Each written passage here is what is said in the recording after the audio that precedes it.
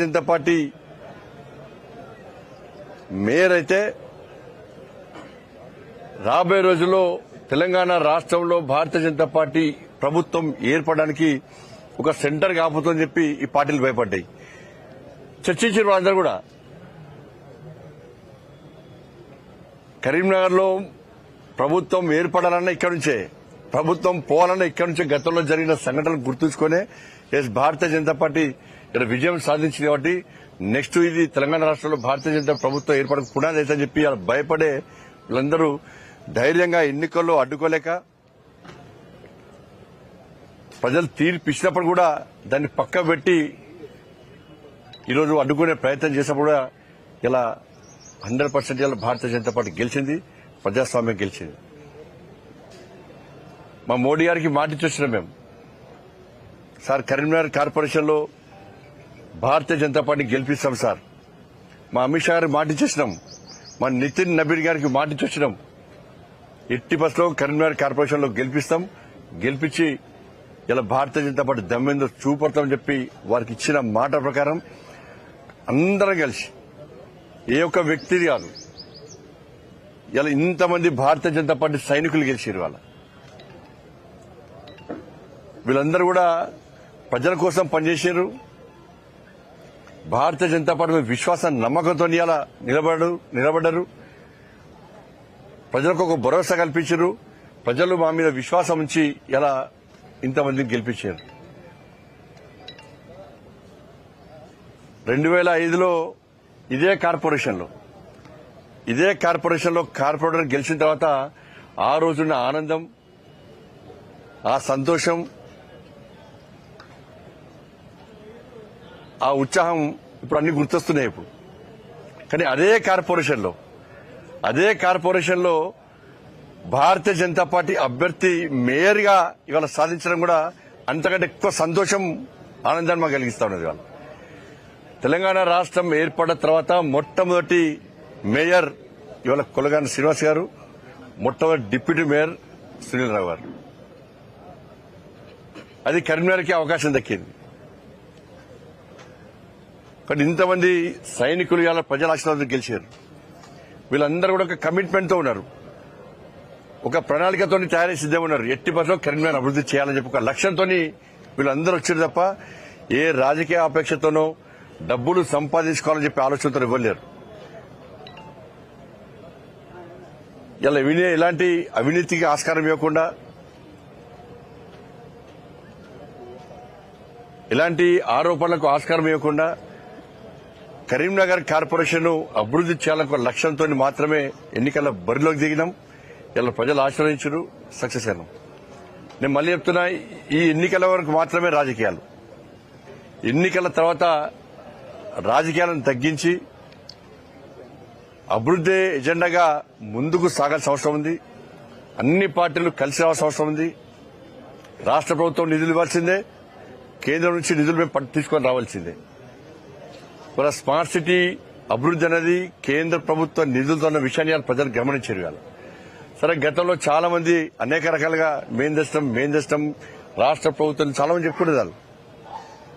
కానీ ప్రజలు లేట్ అయినా కూడా లేటెస్ట్ గా తీర్పిచ్చి పూర్తి మెజార్టీ ఇచ్చి ఇలా మమ్మల్ని గెలిపించారు.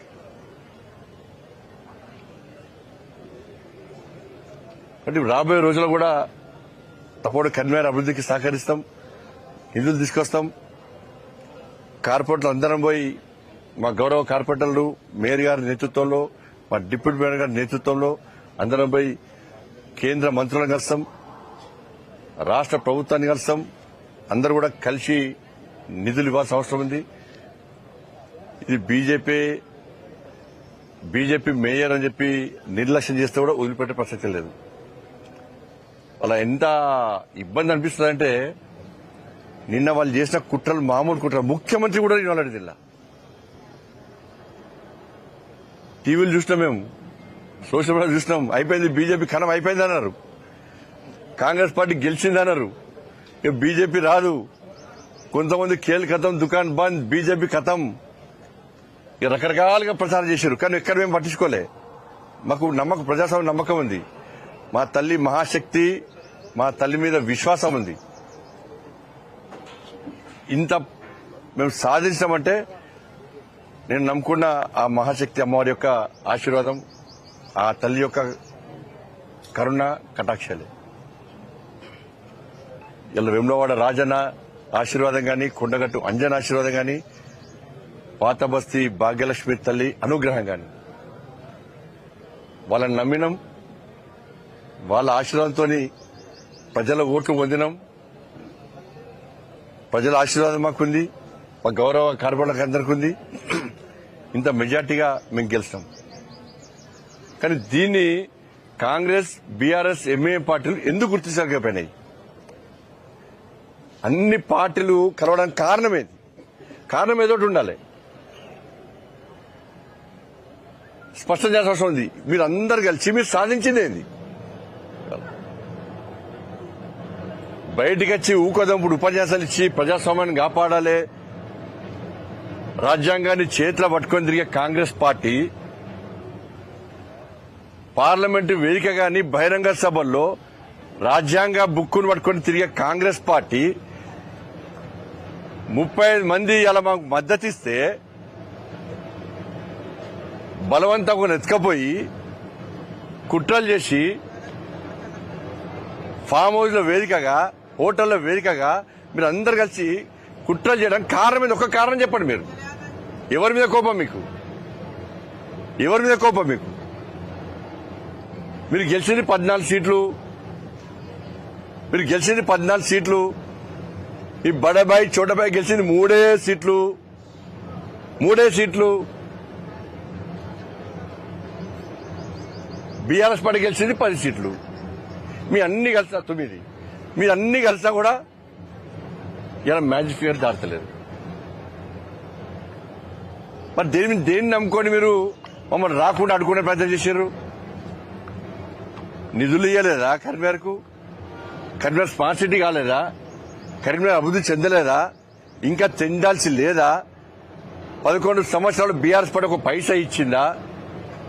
2 సంవత్సరాలు కాంగ్రెస్ పార్టీ ప్రభుత్వం ఒక పైసా ఇచ్చిందా?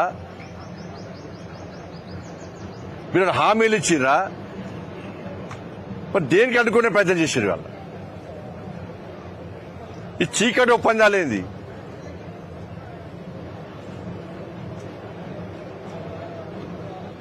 ఏం కారణం లేదు. చెప్పి రావద్దు. ఇప్పుడు ఆట మొదలైంది. ఇప్పుడు ఆట మీరు స్టార్ట్ చేశారు. ఎన్నికల ముందు ఆట మీరు స్టార్ట్ చేశారు. ఆటకు ముగింపు మేమిచ్చినాం. ఇలా కప్పు గెలిచి మేము ముగింపించినాం. బీజేపీని అడ్డుకునే దమ్ము మీకు లేదు. మీ కుట్రలు చేస్తే, మీ కుతంత్రాలు చేస్తే తెలంగాణ రాష్ట్రంలో యుద్ధం స్టార్ట్ చేసినాం. ఆ యుద్ధం కరీంనగర్ స్టార్ట్ అయింది. కాంగ్రెస్ పార్టీకి నేను చెప్తున్నా, ఇలా ఛాలెంజ్ చేస్తున్నా, మీకు ఎక్కడికక్కడ మీ మెడల్ వాస్తాం. మీరు ఇచ్చిన 6 గ్యారెంటీలు అమలు చేయాల్సిందే. రామచంద్రరావు గారి నేతృత్వంలో ఈ తెలంగాణ రాష్ట్రంలో మేము చేసే యుద్ధానికి దమ్ముంటే మీరు తట్టుకునే కెపాసిటీ దమ్ముంటే మీరు తట్టుకోండి. మీరు కరీంనగర్లో గెలికిరు మమ్మల్ని. కరీంనగర్లో రాకుండా 3 పార్టీలు, అన్ని పార్టీలు కలిసి మీరు అడ్డుకున్నారు. మీరందరూ ఒక్కటైన విషయం స్పష్టమైంది. ఇప్పుడు స్టార్ట్ అయింది ఆట. మళ్ళా కొత్త ఆట మళ్ళా స్టార్ట్ అయింది. ఇస్తాం, దాన్ని కూడా పక్కా ఇస్తాం. మేము పక్కా ముగింపిస్తాం. మేము మిమ్మల్ని వదిలిపెట్టే ప్రసక్తి లేదు. మేము ఏదో రెచ్చిపోయి చెప్తాం. నిన్న మీరు చేసే కుట్రను చూసి బాధపడి మేము ఎక్కడ భయపడలే. కాంగ్రెస్ వాళ్ళు, బీఆర్ఎస్ వాళ్ళు, ఎంఏ పార్టీలు చూసి నవ్వుకున్నాం. మేము మా క్యాంపులో అందరం నవ్వుకున్నాం. మేము వీళ్ళు గింత పిచ్చోళ్ళా? 40 సంవత్సరాలు, ఇన్ని సంవత్సరాలు దేశాన్ని పాలించిన కాంగ్రెస్ పార్టీ ఏం ప్లాన్ లేకుండా, అవగాహన లేకుండా ఎట్లా వస్తుంది అనుకున్నారు? బయట పోతే బీఆర్ఎస్ పార్టీ, కాంగ్రెస్ పార్టీ వేరంటారు. కానీ బీఆర్ఎస్ పార్టీ కార్పొరేటర్కు నేను అభినందన చెప్తున్నా. నాయకులందరూ ఒకటై బీజేపీని అడుగునే ప్రయత్నం చేశారు. కానీ బీఆర్ఎస్ పార్టీ కార్పొరేటర్ కొంతమంది ప్రసక్తే లేదు. భారతీయ జనతా పార్టీ 30 సీట్లు గెలిచింది. వాళ్ళకు స్వతంత్ర అభ్యర్థులు వారికి మద్దతు ఇస్తున్నారు.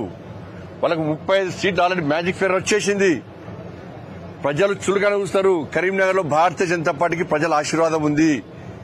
మనం ఈ కుట్రలు చేయొద్దు అని చెప్పి బీఆర్ఎస్ పార్టీ కార్పొరేటర్లు ఇవాళ అడ్డుకున్న విషయం వాస్తవం. బుద్ధుండాల కాంగ్రెస్ పార్టీ బీఆర్ఎస్ పార్టీ నాయకులు సిగ్గుండాల మీకు.